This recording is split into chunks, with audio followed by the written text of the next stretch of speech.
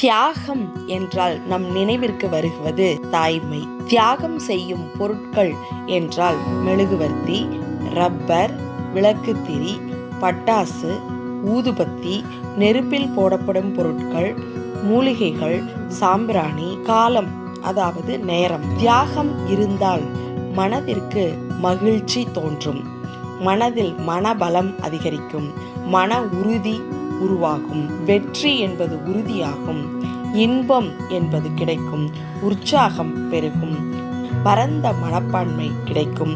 தியாகம் இல்லாதிருந்தால் நமது சுயநலம் வளரும், தனக்கு மட்டும்தான் என்கிற எண்ணம் மேலோங்கும், உதவும் மனப்பான்மை தோன்றாது, பல நேரங்களில் தோல்வி ஏற்படும். தியாகம் என்பது மனித வாழ்வின் வெற்றிக்கு மிகவும் அவசியமான ஒன்றுதான். தியாகத்தின் உறைவிடம் தாய்.